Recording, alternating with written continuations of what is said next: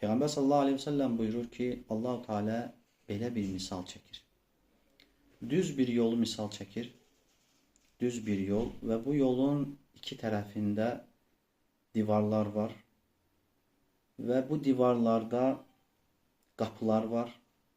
Ve bu qapılarda yüngül bir pərdə asılmıştır. Ve yolun başında insanları bu yola girmələrinə çağıran, girmələrini istəyən bir dəvətçi var. Ve yolun ortasında insanları o qapılara yönəlməmələrini nəsihət edən, tövsiyə edən biri var. Ve sonra Peygamber sallallahu aleyhi ve sellem Allah-u Teala'nın bizə çəkdiyi bu misalı bizim üçün açıqlayır. Ve buyurur ki bu yol İslam'dır. Bu yol İslam'dır. Ve bu yolun ətrafındakı, kənarındakı divarlar Allah'ın hədləridir. Allah'ın hüdudlarıdır. Yolun başında çağıran Allah'ın kitabıdır.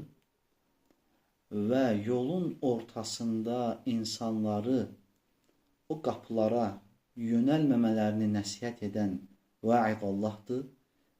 Yani her bir insanın qəlbində bir pislik niyət etdiği zaman ona nəsihət edən, yani her bir müminin qəlbində ona nəsihət edən bir çağırışçı olur. Onun səsidir, odur. O qapılara gəldikdə isə o qapılar isə Allah'ın haramlarıdır.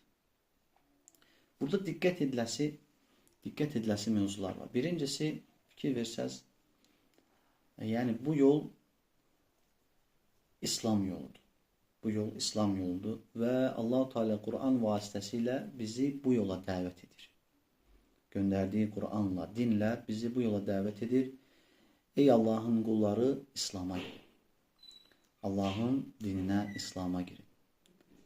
Ve fikir versəz, burada qıraqdan çəkilən, yolun kənarından çəkilən divarlar ise Allah'ın hədləridir. Bu da onu bildirir ki Allah-u Teala İslam yolunda hədlər qoymuşdur. Yani Allah-u Teala bu yolda bizim için halalları ve haramları belli etmiştir. Yani herkes öz istediği kimi yaşaya, hərəkət edə bilməz. Allah'ın qoyduğu hədlər vardır. Ve sonra o qapılara gəldikdə isə o qapılar insanların Allah'ın haram buyurduqlarına keçmək üçün olan bir qapılardır.